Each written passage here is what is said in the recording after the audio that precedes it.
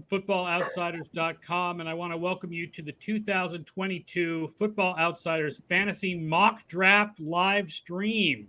This is the second year we've done this. We've got 8 Football Outsiders writers ready to go, and we're going to draft the first few rounds of the fantasy league so you get some of our thoughts about which players we would take and why. Joining me are Mike Tanier, Vince Verhei, Ian O'Connor, Bryan Knowles, Cale Clinton, Tom Gower, and Rivers McCown. And just to let you know how the draft works, we're doing this on the ESPN system. So it's 1 point for every 25 yards passing for quarterbacks, 4 points for every passing touchdown. I took out the kickers and defenses because we're not going to get that late in the draft anyway. It's an 8-team league with PPR. So remember that this is a PPR draft. That will definitely matter in who we take and what order we take them in. So the first couple rounds, at least, I'm going to ask everybody to just talk a little bit about their pick and why they're doing it. And Cale has the first pick, and I'm going to hit this little button, and we're going to get started. No way, here we go. All right. Cale is on the clock. Comes down to three players for me: Christian McCaffrey, Cooper Kupp, Jonathan Taylor. I'll never get fooled on Christian McCaffrey again. It's a trust that's been it's irreparable at this point. You can't fix it. Cooper Kupp, I don't expect him to repeat last season. I don't have any questions about him. Everything coming out about Stafford's arm freaks me out, and I don't know if with John Wolford at the helm for any games, if Kupp will be able to repeat such historic numbers. So I'm going Jonathan Taylor, and I know it's never, no one's ever repeated as the top fantasy points getter. It's, it's really hard to see the same level of production back to back. But I feel really secure in the floor of Taylor. The Colts are really going to lean on him well. And also, he ended up getting 50 targets last year, too. He's a little bit more versatile of a back. He's getting involved in the passing game. Hopefully, Matt Ryan's enough of a threat so the box just isn't loaded with 8+ guys. But, I feel pretty comfortable with Taylor, even though I don't think I'm going to get the same, incredible ceiling of last year's pick. But I compared to the other two, there's less question marks. I feel pretty secure in it. All right. Jonathan Taylor is our number 1 pick. I'm picking second. And so for me, it comes down to Christian McCaffrey or Cooper Kupp, number 2. And it's tough because I love Cooper Kupp. And I'm a little worried about Christian McCaffrey's injuries and everything. But the fact is, if he's healthy, he should be the top player in fantasy football, because in PPR leagues anyway, because they throw the ball to him so much. Plus, he gets the yards on the ground. Yeah, the Carolina offense is not going to be good overall, but that hasn't stopped him from being valuable in the past. And I just feel like the wide receiver position, even in a 3 wide receiver league, and this is a 3 wide receiver league rather than a flex league, I feel like the wide receiver position is deeper. So I'm going with Christian McCaffrey with the number 2 pick. And that brings us to the number 3 pick, which is Tom Gower. Yeah, it's a brief shout out to the photo I just tweeted out of TJ Yates on a Segway, my favorite NFL player photo of all time. It's once again my team name inspiration. Cale and Aaron really stole my thunder. There are 3 players at the top of the draft. If you look at Kubiak, it's a 2-player tier. It's Christian McCaffrey and Cooper Kupp. But for the reasons Cale mentioned, if I'd had the number 1 pick, I might have gone with Jonathan Taylor. As is, McCaffrey and Taylor are off the board. There's really no question that Cooper Kupp is going to be my pick. I would expect that if Wolford does play, he'll lean heavily on the short to intermediate passing game, attacking the middle of the field, so it might be 14 targets and he might get 80 yards on him, but that should still be a strong Cooper Kupp performance in a PPR league. So I'm happy taking Cooper Kupp at number 3 with the 2 running backs off the board. All right. Vince has the 4th pick. All right. So the top receiver's gone. I'm looking at the in the Kubiak board, and I'm hoping that if I won, I can get a good running back back in round 2 was just always fails. But maybe this Vince, three you're wide gonna have to receivers check are your kinda ahead of the connection. pack. I don't know whether it's your microphone cord or you're coming in and out. I'm picking Devontae. Oh, he's picking Devontae Adams, everyone, and then trying to fix his microphone connection. Ooh. So Devontae Adams is the number 4 pick, believing in him in Better. Las Vegas. Number 5, Mike Tanier. All right, so the obvious picks are off the board. I'm looking down the ESPN board here. Austin Eckler worries me because I think he's going to be in a committee. The ball's going to go other places. Like him, don't love him. Justin Jefferson and Jamar Chase, a couple of good wide receiver ones. Like them, but don't love them. In a PPR league, they tend to be more like deep threats. That's a concern. Derrick Henry, obviously going to get force-fed the ball to a degree. Curse of 370, have written about him extensively, how I think that he's going to be having the late Todd Gurley era seasons ahead of him here. And that leaves me with Najee Harris, another person who I like but don't love, but who I know is going to get an incredible amount of opportunities, an incredible amount of carries, and a lot of targets because they're going to be throwing the ball underneath in Pittsburgh. So obviously the quarterback situation's unsettled in Pittsburgh, although everybody looked kind of okay. Offensive line looks like a train wreck, and that's still worth worrying about. I love the talent of Najee Harris. I love the fact he was able to put up numbers last year in that circus of a situation that they had as Ben Roethlisberger aged. So I'm going to take, with the 5th overall pick, Najee Harris, running back, Steelers. All right, Najee Harris is our number 5 pick. Ian O'Connor is up 6th. Yeah. So for me, this actually worked out really well. It comes down two of my favorite guys in the front here. Justin Jefferson, Packers fan, but I'm between Justin Jefferson and Dalvin Cook. I think Jefferson obviously is one of the top receivers. I think he's going to push, and he would be my pick for the top wide receiver in the league this year. And then Dalvin Cook, I feel like I'm a lot higher on him than a lot of other people I've seen. I see him go in the back half of the round, sometimes like 10 or 11. I think that Minnesota offense is going to be really good. I think they're going to throw them the ball a lot more. He's going to get more receptions. He was down a little bit in that department last year, but I really like Dalvin Cook. I think he's going to push. He's kind of I don't know if it's really a sneaky pick, but I am picking him as well to be number 1 running back. I think Dalvin Cook and Jefferson could both finish number 1 at their position this year. I think that Vikings offense, as a Packers fan, I hate it. I still they worry me, but I'm going to go Dalvin Cook. Cook had only 6 touchdowns, I think, last year, but he had double-digit touchdowns in each of the 2 years before that. So, don't just look at last year with Dalvin Cook. Look at, his whole career. All right, so that brings us to pick 7, which is Rivers. Well, we're just dancing in the streets here because Justin Jefferson's still on the board at number 7 overall. This is a guy who I did not expect to be here at all. As Ian was saying, I think they have a really good offense. I think they have a good chance with Kevin O'Connell to bring in some of those Cooper Kupp concepts, really make Jefferson even more of a PPR guy. So I'm just thrilled to be here with this pick. Not really even considering the other options.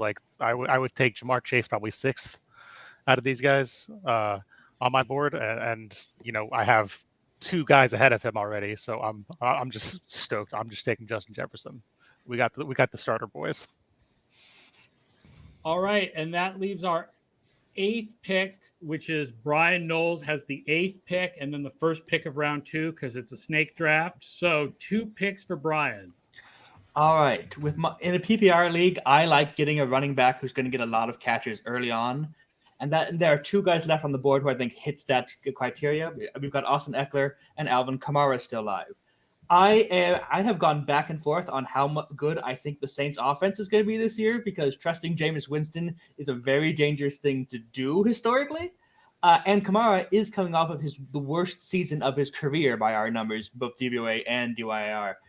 I hear what Mike said about Eckler and his usage and stuff like that. I know that that they're talking about reducing his touches and things like that, but I just trust him to be more consistent than Kamara at this point in time. So I'm going to go with Eckler and solidify my running game that way. I could then just take Kamara again, just get both of them, knock them out in one thing. But as you will see in a preview of our awards and stat predictions, which are coming out this week on footballoutsiders.com, I have picked Travis Kelce as my long shot to lead the league in receiving yards. Ooh. With Tyreek Hill out, Kelce becomes the top receiving option in Kansas City. He's the top fantasy tight end by leaps and bounds for me, and I can take him here and not have to worry about fighting over the rest of the tight ends for the rest of the draft. That seems like a pretty good day to me. I'm going to take Travis Kelce to lead off the second round. What are you drinking, Brian? Perrier. Oh. Yeah, that was like about a round earlier than ESPN had him, but it is kind of commensurate with Kubiak. If you set your Kubiak app to, that there won't be bench tight ends, so that you use an adjustment for kickers and tight ends, whatever. That's about where you take Kelce. So I think that's a good call. And I want to remind everyone watching that you can make comments if you're watching on YouTube or Twitch. You can make comments and ask questions during the draft. So we're heading back, which means it's Rivers' second pick. I think Brian did that last year too with Kelce. I think he's just the tight end believer. That's I think Brian's cat jumped in and tried to get Kamara if you were looking carefully. So here I'm heavily considering Jamar Chase, but then I kind of look at the running backs that are left on the board. I'm not quite as thrilled to wait 12 more picks and hope that somebody who I think is half decent gets back to me.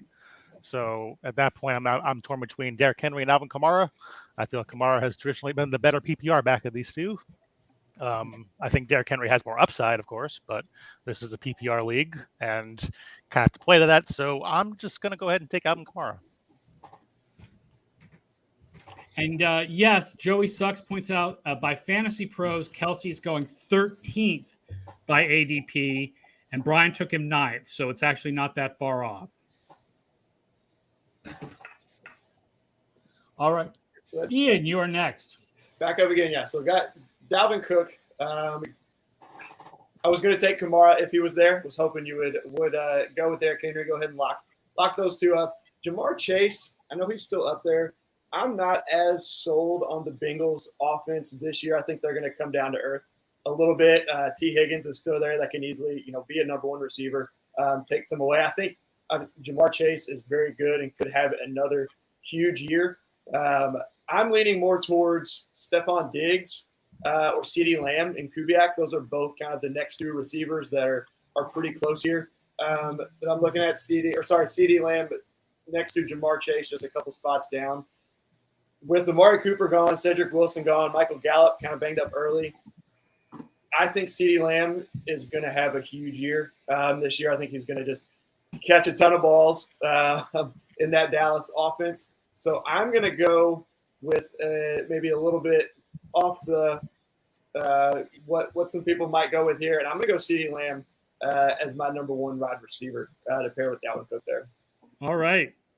CeeDee Lamb. Yeah, it's interesting because I know we lowered Prescott a little bit in Kubiak, and that lowers the Dallas receivers a little bit, but not that much. I think the Tyron Smith injury is going to affect the Dallas running backs a lot more than the Dallas receivers. And to answer Shane Wong, Shane asks, is this chat strategic to tank other drafters' opinions, or is it for public benefit? The answer is it's for public benefit because we're not actually going to follow this league for the whole season. We're here for you. This mock draft is here for you. So, Mike, Tanier, you're the next pick. Yeah, and we talk about guys getting a lot of balls in particular offenses like CeeDee Lamb. We talk about running backs, how they just sort of get opportunities, and you're looking for opportunities. Then there's Tyreek Hill, who the Dolphins are going to throw a million passes to in their effort to prop up Tua Tagovailoa as this, whatever they're trying to prop him up as, Secretary of State or Emperor or whatever it is. So Hill's going to get his deep opportunities. He's going to get screens. He's going to get shovel passes. He's going to get end arounds. And I think the opportunity there is for a breakout season. Excuse me, not a breakout. It's Tyreek Hill. A mammoth statistical season. And so I'm going off board a little bit, going off road, taking Tyreek Hill, Miami Dolphins.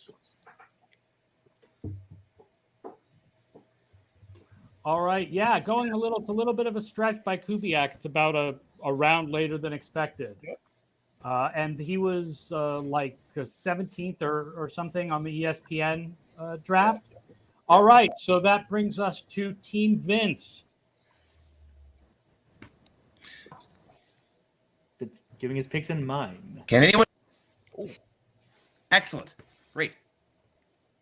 Well, I'll just get my pick. Yeah, Me? we're having some problems with Vince's audio. I don't exactly know what's the problem. He can hear us.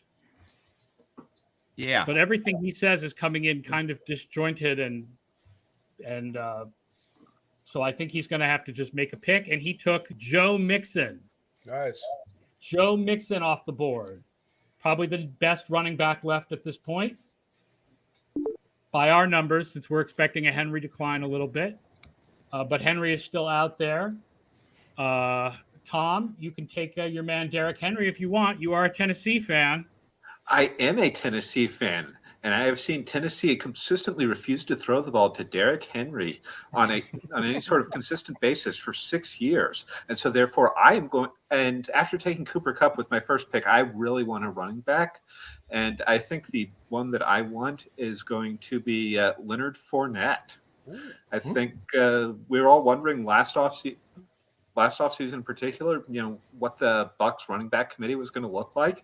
And it looked like Big Lenny actually seemed to take over the role both in the ground game and through the air as the short receiver for Brady. So at the bottom of the second round, I was hoping Fournette or Kamara would fall to me and the people might be put off by one of those. And I'm just happy to take Fournette.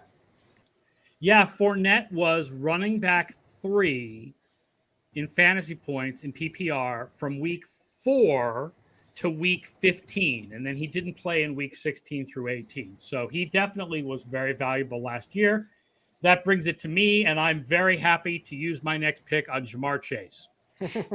He's the next guy on ESPN's ADP. He's the next on ESPN's values. Sorry, not their ADP. By ADP, Derrick Henry would be the next guy. He's the next guy on ESPN's fantasy values. He's the next guy on Kubiak's fantasy values. Please give me all the Jamar Chase you have. Thank you very much. Now it comes back to me. I'm in a pretty good position here. I don't think I'm touching Derrick Henry either. I think he'll slip into round 3. I have some injury concerns there. What I am going to do, I'm going to take Aaron Jones to round out my running back draft room. There's a lot of uncertainty just around the I have a lot of questions at least about where passes are going to go to in the Green Bay offense. So I like the reliability of Aaron Jones. Hopefully I can get A.J. Dillon a little bit later to shore up that position. And to draft my first wide receiver of the afternoon, give me Stephon Diggs. Just volume everywhere I can in the Buffalo Bills offense. I'll take that all day. Awesome. Stephon Diggs is great. Those were the next 2 players on my Kubiak draft board, at least, Aaron Jones and Stephon Diggs. Sort of an interesting point now, because if you're using Kubiak, it actually says it's near time to break the seal on quarterbacks. But if you draft the way people generally draft in fantasy football these days, you wait another couple of rounds. It's very interesting that Kubiak is based on value-based drafting. And the idea is, how many points is Josh Allen or Patrick Mahomes worth compared to the bottom starting quarterback, which in our league would be only the 8th quarterback in the league. And it always seems to come out with the quarterbacks higher than what most drafts, if you're in a 1-quarterback league, just assume that the quarterbacks are a lot more smushed together in value.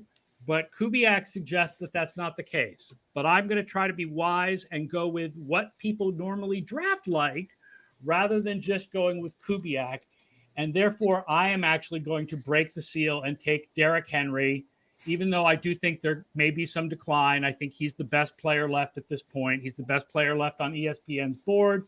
He's close to the best player left on Kubiak. I'm going to go with Derrick Henry as my next pick. I love it. Okay. Thank you about drafting Henry. It's a big win. For not putting me on the clock with Derrick Henry as one of my best available options, speaking as a Titans fan. That would have been But, I would have had to basically make a public declaration. And I don't like to tie my personal fandom too closely to my fantasy team anyway. I did end up with the Titans draft and the draft I did on Saturday because they're facing the Giants week 1, and I tend to be a defensive streamer. So, we'll see if they're on my roster week 2. So now I have a I have Cooper Kupp and I have Leonard Fournette. So I'm not tied into a specific position, but I'm open to, if there's a running back that I really liked, I'd take one here. I don't know what Javonte Williams' PPR production is going to look like. I'm not just looking up over the next running backs in Kubiak, DeAndre Swift. I think I'm really by our case that Detroit's offense is likely to be mediocre rather than bad, but I just not feeling compelled for to go DeAndre Swift here. So in that case, I'm looking at the top wide receivers, and my favorite wide receiver here is Keenan Allen. He's a PPR monster, and he's paired with Justin Herbert. And I like having parts of good offenses. One of the reasons I would not feel comfortable taking Christian McCaffrey at number 1 is Carolina's offense is not going to be good. And I know that's not we've plenty of backs have put up good numbers and not great overall offenses. But if I have the choice between a good offense and a bad offense, I'm taking the good offense all the time. So Keenan Allen is my. Actually, you didn't pick in time. Hold on. Forfeit! He forfeits! I'm doing the Deebo Samuel pick. TJ Yates is back on the team. TJ Yates. Oh, no, I thought I rolled it back. Hold on a second. I did auto pick, so I ended up with Deebo Samuel. Okay. Yeah, no, I'm trying to fix that. Well done. Welcome to the technical difficulties. Now you are picking Keenan Allen. Okay, thank you. I try to keep this stream moving, but I just ended up talking a little bit too long. All right, Vince is up again, and Vince had chatted that he once the top 2 running backs were gone, he wanted to wait and take a running back in round 2, which I believe that he did with Joe Mixon. So his team is currently Devontae Adams, Joe Mixon, and a broken microphone. Go here. So let's see who he's going to take. There.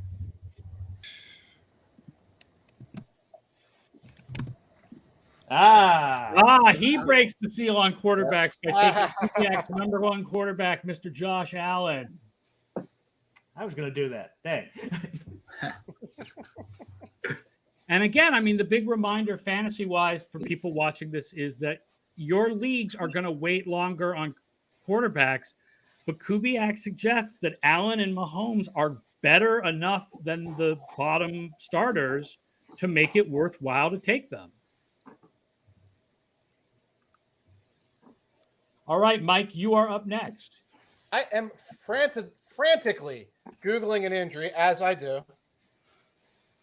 Why is Deebo Samuel listed as questionable on the ESPN? He's listed as questionable behind his knee.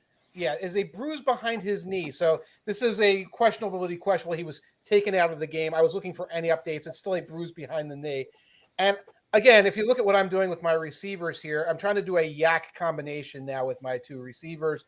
I think Tyreek Hill's going to be more of a yak and PPR guy because we're going to feed him short passes to try and get yak out of him. And we know who Deebo is. So I'm going to have my wide receiver combination. I'm going to be ready if I have to draft the last quarterback in the draft. If I have to, we'll be able to get yards after the catch and points in fantasy with the combination of Tyreek Hill and from the San Francisco 49ers, Deebo Samuel.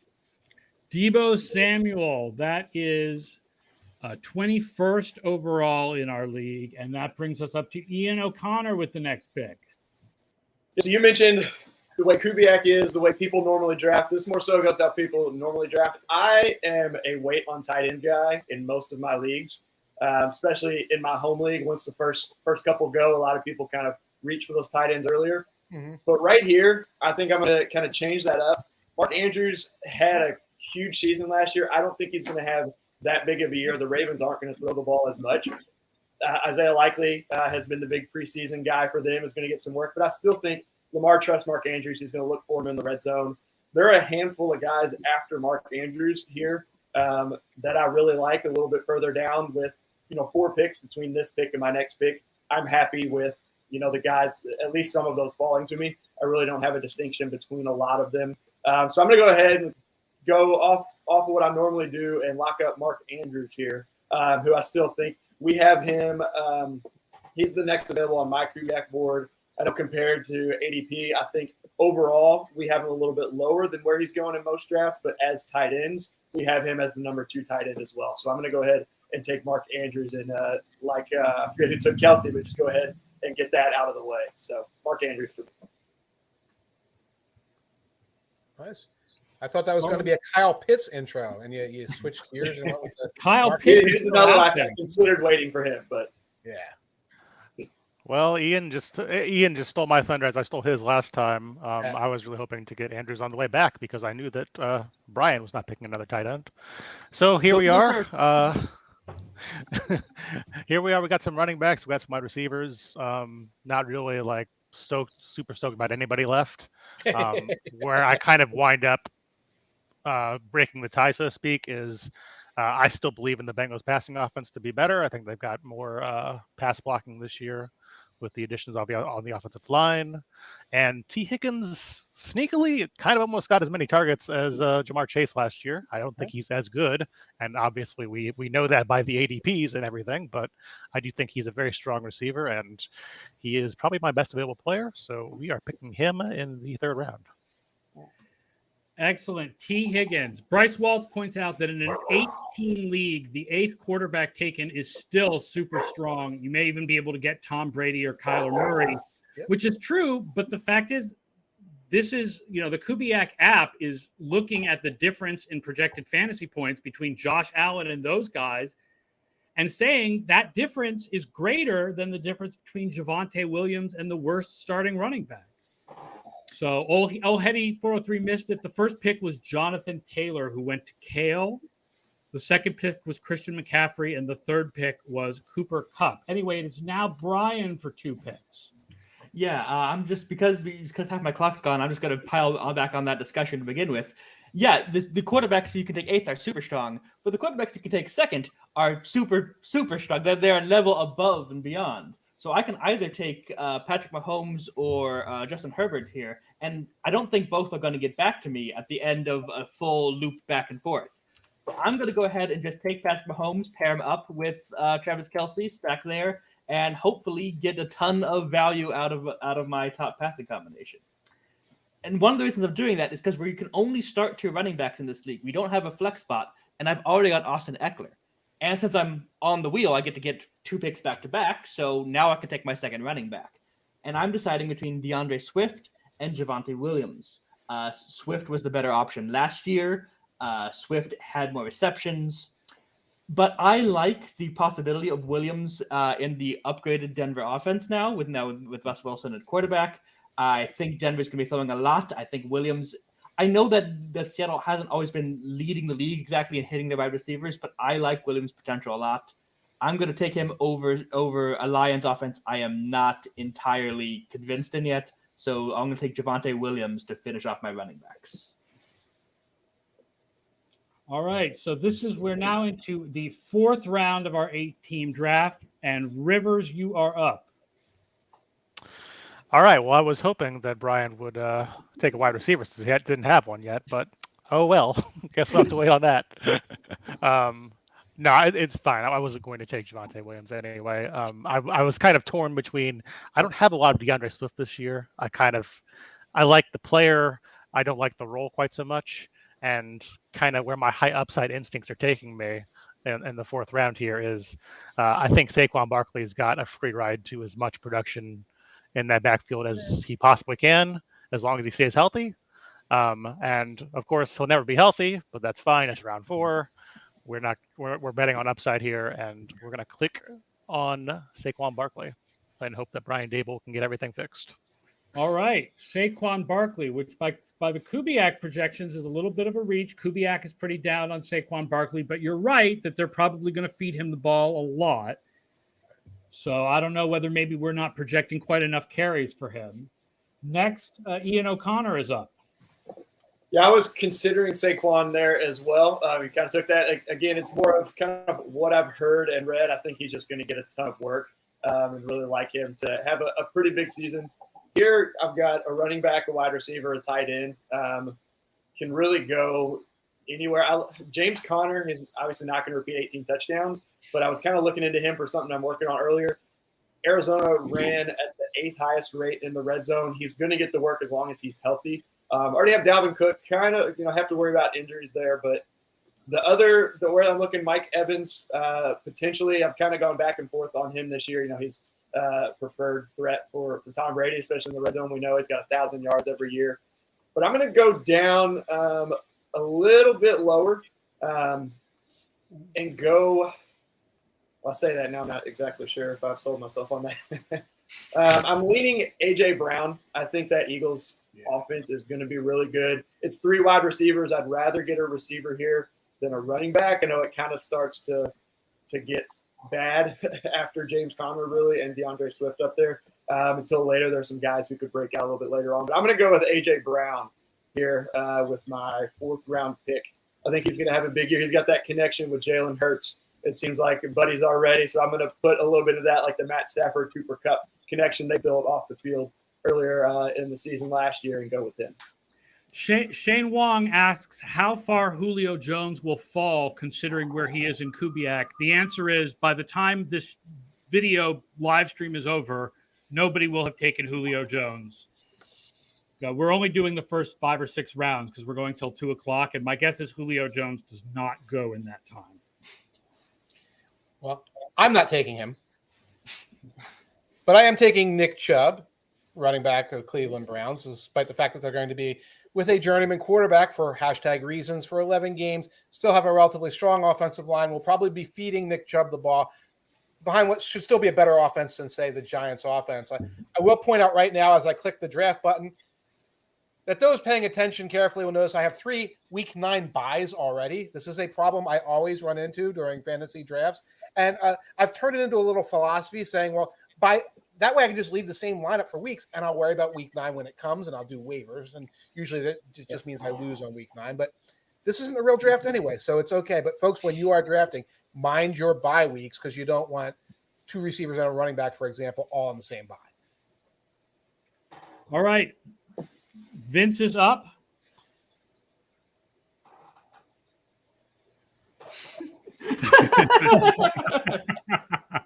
Did anyone read what that said? With the 29th pick, Team Vince selects, drumroll, Kyle Pitts. Yeah. Kyle Pitts. There we go. We're high on Wide Kyle receiver, Pitts. Atlanta. He actually was coming up on Kubiak. We're very high on Kyle Pitts this year. He is not going to have only 1 touchdown. Are you sure? Because that's what Julio always did for the Falcons. Yeah. All right. Tom, you are up. Okay, so when I did eventually, after some procedural issues, end up taking Keenan Allen. I mentioned Javonte Williams and DeAndre Swift as the next 2 running backs on my board. And with 2 wide receivers, I was hoping to get a second running back here. So I like to have 2 solid running backs. And then I basically, in doing drafts with most people, they're much more eager to take running backs than I am. So I end up taking a bunch of wide receivers, and I'll probably take a tight end and a quarterback before I take my 3rd or 4th running back, depending on the league format. So I just want to go ahead and take my second running back here. And I did not expect DeAndre Swift to still be on the board for by the time I got back here. There's not a wide receiver. So one of the next picks so a couple of the next non-running back picks in Kubiak are Justin Herbert and Mike Williams. And after taking Keenan Allen, it's in a best ball format or a DFS that I think playing the stack makes sense in a weekly redraft league like this. I am not as big a fan. So and I see Vince pointing at his watch like I need to go ahead and take DeAndre Swift before I time out. So there. All right. DeAndre Swift goes to Tom. It is my pick now. And I'm trying to decide. I already have 2 running backs, so I'm trying to decide where to go with my next pick. And I think I'm going to go with a guy that I'm super high on this year. He's the leader in opportunity-adjusted touchdown expectation over the last 4 seasons per game. I love Mike Williams from the Los Angeles Chargers. That is who I am taking next. I think he's a great receiver, and I think he's going to have a big year. Love it. All right, that's up to me. In a similar position to Mike, I am both my running backs right now, both week 14 buys. In another draft, I'd probably take James Conner just to shore that up, but this doesn't really matter, so I'm not going to. I like Jalen Waddle here. Our Kubiak projections only have about a 30-point difference between Tyreek Hill and Jalen Waddle. And I get going Hill over Waddle there, obviously, because it's Tyreek Hill. But I do like the upside, especially in a really high yak offense in someone like Waddle. Like Tom said, you got to invest in good offenses and getting a good piece of the, Flashy McDaniel system. I'll take that any day. Just to directly go in the face of what I just said, I'm going to invest in a bad offense now. Brandon Cooks looks oddly appetizing to me. It's really just a target share thing. Like last year, there were points where Brandon Cooks had more than a third of the entire Houston Texans targets. You're not going to see that level of a share anywhere else in the NFL. I'm pretty high on Nico Collins in terms of an impact he can make, but just in terms of just sure targets, Brandon Cooks seems like a sound investment. Am I worried about Davis Mills being the main guy? Am I worried about picking anyone from the Houston Texans, sorry Rivers, this high in the draft? Yeah, a little, but I don't know what you're doing right now, man. I don't know what you're doing. Listen, can't gamble without taking a few risks. All right. I've said it earlier. I'm going to say it again, which is that Kubiak suggests that quarterbacks are not as close together as people tend to think in their expected fantasy points. The fact is, the difference between the top quarterback and the 8th quarterback is worthy of taking a 3rd or 4th round pick. And I'm going to take the 3rd best quarterback here and the best one available and make a stack. I owned Justin Herbert last year in the Scott Fish Bowl, and that was fun. So I'm going to do it again and take Justin Herbert as my quarterback with my next pick. Nice. You got a stack. We are in the 5th round now. And yes, these is earlier. In your league, you probably want to wait to see when somebody else finally breaks the seal on quarterbacks before you take one. But my advice is, as soon as someone else breaks the seal on quarterbacks, take one early. I would rather have Allen or Mahomes or Herbert than like Dak Prescott or Kyler Murray. Or I just think the best quarterbacks they're better than the next guys more than you think they are. Okay, I am now on the clock. I have my 2 running backs, so I'm looking at a 3rd receiver or a quarterback or tight end. There's not a quarterback or a tight end that I really feel compelled to draft right now. So I'm looking at the wide receivers. Top wide receivers on the board, according to Kubiak, are DJ Moore, Michael Pittman, Mike Evans, and then you have DK Metcalf. So DJ Moore, I still don't want any part of a Baker Mayfield offense. DK Metcalf, I know he maintained production last year with Geno Smith, but I look at the Indianapolis Colts depth chart at wide receiver. They have a competent quarterback in Matt Ryan. I think Michael Pittman could be a target monster this year. That's something that we've seen with Ryan in the past. And while I think Frank Reich will look to spread the ball around some, I really don't like the Colts pass catchers other than Pittman all that much. Although Mo Alley-Cox will probably have a role at tight end. Okay. You did it. You got him in, right? I saw you. Yes. Yes, you got it in. All right. Vince and his broken microphone. The running back pool is getting shallow. Let's go, Vince. The running back pool is getting shallow. I'm just doing the NXS joke over here, so I don't mind. The best running back available the best running back available from ESPN was James Conner, but based on Kubiak, it was either David Montgomery or Ezekiel Elliott. And that's with reducing Ezekiel Elliott a little bit for the Tyron Smith injury. And Vince is going to go with Ezekiel Elliott. Yeah. Love it. Oh, I'm on the clock. It's my turn. You are. And Vince can't talk me over. Okay. Yes. All right. I don't like any of them. Ooh. Yes, comment section. We all know who NXS are. Okay. Lamar Jackson. Lamar Jackson, because he's Lamar Jackson. In the event that he gets an injury or something like that, in a real draft, there'd be a very good second quarterback to grab in case, but the upside is really high. And I bet you everyone knows who NXS is. This is not Jared Bailey's podcast. Everyone here has depth and taste of music. All right, so back to me. I really thought Zeke was going to fall to me there. I like him to have a big year. You know, he was really good last year, beginning of the year, until he got hurt, and you know people kind of forget about that. But he's not there. So James Conner, I mentioned last time. I want to take him, but there's a receiver down the board a little bit that I like that is kind of a being hyped up a lot. There's two of them, but I don't know if he's going to come back to me. I have a feeling James Conner will not come back to me for sure. Right. But, man, I'm going to go Cortland Sutton. I think he's going to have a big year with Russell Wilson. I've kind of been targeting him a lot of other places that I've been. I trust him more than Jerry Jeudy.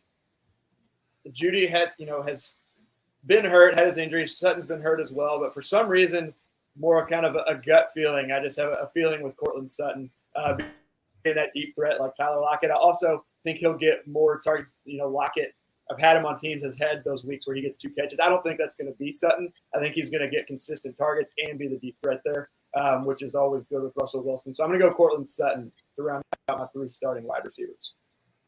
All right, Cortland Sutton going a little earlier than expected. Got to go with the gut. Ian going with the gut. Yeah. Rivers. We'll see.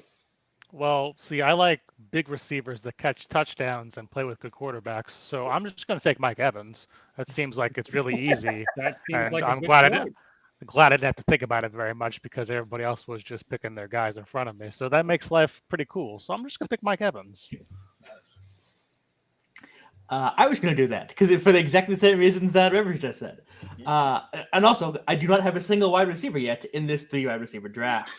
So we should probably take care of that right away. I'm actually okay waiting on receivers, even in this 3 wide receiver pool. I have a number of deep players I like. I was going to take Deebo Samuel 2 rounds ago before Mike took him ahead of me. I'm taking a lot of Brandon Ayuk because I'm a horrible 49ers homer. I'm not doing that in the 5th or 6th round, though. What I'm going to do is I'm going to take DJ Moore. I am going to take a share in that bad Panthers offense because they're going to have to throw the ball occasionally, considering they're going to be behind most of the time. And DJ Moore, that's the one good thing the Panthers did this offseason is they signed DJ Moore before all the wide receiver contracts got just out of control. Right. So I'm going to take advantage of that, and I'm going to take DJ Moore. And then highest player left on Kubiak's board, and the second highest player left on ESPN's board. Yes. And then this guy does not have as good a quarterback as Baker Mayfield. I'm going up to Seattle, and I'm going to take DK Metcalf, who actually, I know Vince has been going off on this a couple of times, actually had better numbers with Geno Smith in a small sample size than he did with Russell Wilson. I know Metcalf's not happy being on Seattle right now, so I'm going to make him happy by joining my team where Patrick Mahomes can throw to him on a regular basis. But yeah, considering I waited until the 5th round to start getting wide receivers, I'm very happy with DJ Moore and DK Metcalf at the top of my board there. All right. Rivers is back up. Well, I've filled out my RB and wide receiver starters. So for me, this is a choice between tight end or quarterback. Pretty easy choice in the end because I kind of feel like everybody is in a rush to draft their Justin Herbert and their Patrick Mahomes and whatnot. And well, I get it. Kyler Murray has historically been, a really, really good starter, and he's just kind of sitting here on a platter for me. I know that obviously he has that contract thing that makes him look kind of bad, or makes the organization look bad too, to be honest. I know that they didn't finish the season very well last year. I know, but they don't have DeAndre Hopkins to start the season. So these are all kind of factors where I think in public he gets pushed down a little bit. He gets this perception that things are going wrong and it kind of spirals, but I think he's a pretty safe pick here, and I'm very happy to put him on the team. All right, so the second pick of round 6 is Kyler Murray. That's the 5th quarterback off our board. Obviously, since we're only doing an 8-team draft, one of the reasons the quarterbacks are going earlier is because if you're trying to take all your starters before you get to your bench players, like we're at the point now where people need quarterbacks. So there you go. Next up is Ian. Yeah, so I made a mistake. I said that James Conner would definitely not come back to me, and I didn't. I failed to look at the two teams between me. They both had 2 running backs already. Could have still taken one as a bench running back, but I'm going to go with him. He's the ESPN's best available, and he's close to the top here of the best available on my Kubiak, I believe, at least running backs. A little bit off here, but I'm going to go ahead and just get my starting lineup in, except for quarterback. Obviously, like I said, I think James Conner is still going to get a lot of touches down near the goal line, and still potentially, or has a good shot to put up double-digit touchdowns again. Catches some passes as well. So I'm going to go with James Conner here. All right, Mike, you are the next person up. Gentlemen, it is time to take some risks, some real risks.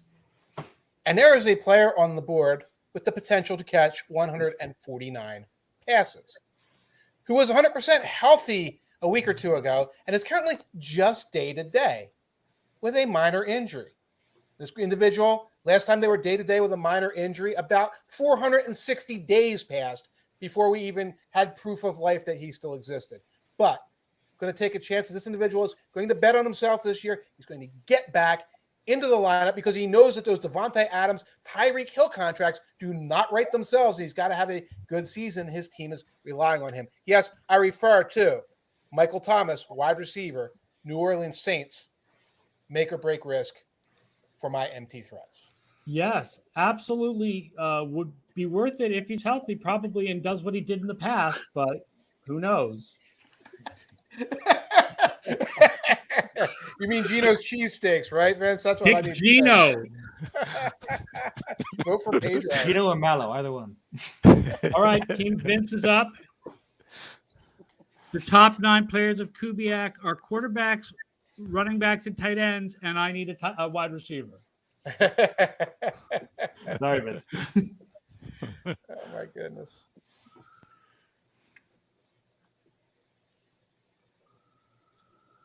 Yay! Take Jerry Jeudy from the Denver Broncos. All right, now we are at Tom. Yeah, and I like Jeudy as a player. I'm just concerned that he might fall into that Tyler Lockett role with Russell Wilson, where he might alternate 2 for 17 with 7 for 116. And so I like Jeudy as a player. Not sure I would have loved him there. Instead, I have my starting lineup filled out. There's not a court. And in this format, I'm fine waiting on waiting on quarterbacks if I don't get one of the top 2. And once I fill out my starting lineup, I'm looking for guys who are either really good bench players, and by which I mean they're guaranteed strong volume and at least a decent offense, or they have definite starter upside. So I want a wide receiver who's looks pretty much like a guaranteed part of a passing offense that even if it's not a high volume offense, I think he'll still get it. I think he'll still get a lot of targets, and I'm going to take Rashad Bateman of the Baltimore Ravens. Ooh, Yeah. I know Lamar likes throwing to Mark Andrews, especially in the red zone, but he's going to throw to a wide receiver at least some of the time. And if you've read Mike's work, you know what they're pretending about with their other wide receivers. Kubiak is much higher on Rashad Bateman than the ADP in general. What were you going to say, Mike? I'm just checking. So Rashad Bateman goes ahead of Terry McLaurin. And I'm supposed to be the Wentz hater here. Listen, he was in the AFC South last year. And you know who else is going ahead of Terry McLaurin? And not because I don't trust Terry McLaurin, because I don't trust Wentz, and because it's a PPR league, and this is about adding up receptions, all those short debt drags. Deontay Johnson from the Pittsburgh Steelers, short drag fever, baby. Tons of PPR points. The forgotten Cheech and Chong song, Short Drag Fever. Well, I'm going to take Terry McLaurin because I need a wide receiver. And this is now my third player that has a week 14 bye. So I'm putting myself in just a great position. But it is just another wide receiver one on the board. We don't have too many of those left. If I'm adding in wide receivers, I don't really trust Marquise Brown, especially by the time DeAndre Hopkins makes it back. Terry McLaurin got his money. He is definitely the wide receiver one in Washington. I can't imagine too much competition there. But, hey, maybe Wentz will just overthrow him by 5 yards whenever he tries to target him anyway. So I'll take him there. And just to avoid another week 14 bye, I'm going to go running back here. Right now I'm looking between two. I love the confidence of J.K. Dobbins in his ability to come back, directly clapping back at reports from NFL Network. That's a level of confidence I like to see in my players. That being said, I'm sneakily very high on a lot of the Jets rookie class. I like Breece Hall a lot. Immediately coming in, setting, basically taking the 60 of a 60-40 split, potentially getting more. I don't see Michael Carter as too much of a threat to take overall carries from him, although I do see Carter potentially being the more reliable receiving back. That being said, I'm a huge fan of Breece Hall's big play potential. I feel like the Jets are going to lean on him a lot this year. I'm really excited about Hall just as a runner in general. So it feels pretty easy. If I'm picking between the two of them, I'm not as big on picking Rams running backs. It almost feels Patriots-esque to me with just the number of guys I usually have in there. So I'm going with Breece. Let me ask you a question. How do you feel about taking a bench wide receiver and a bench running back before you took a starting quarterback or a starting tight end? Tight ends, I feel like tight ends feel pretty marginal at this point. I feel like I could still get a decent tier 3 one, like a Dawson Knox in a round or two. Quarterback, there's still a lot left on the board in the hundreds. At this point, I feel like I can kind of wait for everyone else to take off, and maybe I can get, a Tom Brady hanging around. Or I do kind of like the strategy of getting a security blanket in a Kirk Cousins and then taking a high upside guy like maybe a Trey Lance, figuring out that work with the 2 QB system, try for something high upside. But at this point, I'm not getting, if I'm not getting one of the top 5 guys, let me wait till something falls into my lap. Let me just keep working on, building out my team the best I can. Trexel asks, who would claim to be the best fantasy player here? Well, if we go by the Edge Fantasy Football League, it came in second place the last 2 years. So that's true. Beat me.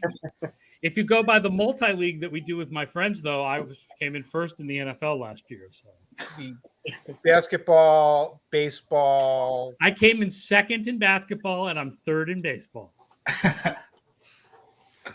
That's pretty good. That's pretty good. Yeah. Going to win the whole thing. I think we're about ready to stop the broadcast here before we finish in the 7th round. But does anybody want to wade in on Chris Thomason's draft? He puts in the comments. He's a 12-team PPR league with pick 9. He has Kyler Murray, Joe Mixon, and DeAndre Swift. A.J. Brown, DJ Moore, Zach Ertz, and I guess Travis Etienne is his flex. I will say it's easier for me to rate teams when I see them not in position order, but in draft order, like who you took in the first, who you took in the second, who you took in the third. I mean, at first glance, it looks like a good team, except I feel like Ertz. I feel like there are other tight ends I would take above Ertz, even in a 12-team league. I'm guessing he went Mixon first. Yes. And then A.J. Brown and Swift? Or Swift second, maybe, and A.J. Brown third. Yeah. I don't hate Ertz. I was just going to come back in the next round and take Hunter Henry because as down as I am on the Patriots offense, I think they're going to fart the ball to the tight end an awful lot. So, but I don't know. Ertz is probably going to get a bunch of targets, especially in the first couple weeks of the season. Knox is a good number 2 then. And you got like an upside guy. Yeah, we have Knox higher than Ertz in our projections. So okay. I give it a B++, Chris. Yeah. All right, that does it for our fantasy mock draft live stream. I want to thank everybody who joined us. I want to thank everybody who's watching and listening, and I hope you learned something a little bit about your drafting. Don't forget to go to our partners at Underdog Fantasy for fantasy playing in best ball leagues. There's still another week and a half of best ball leagues. Use promo code OUTSIDERS for a match up to $100 on your first deposit. Don't forget to join our new Discord server. The link is at Football Outsiders. You can get fantasy advice through our new Discord server. Tomorrow, we will be back at 1:00 with me and Mike, along with Derek Klassen, for the next to last of our team previews. We're going to be talking about the Denver Broncos and the Los Angeles Chargers tomorrow, 1 p.m. Eastern. Thank you so much. Thanks to everybody here for joining in and doing this. And thanks for everybody for listening and watching. And we'll see you tomorrow at 1:00.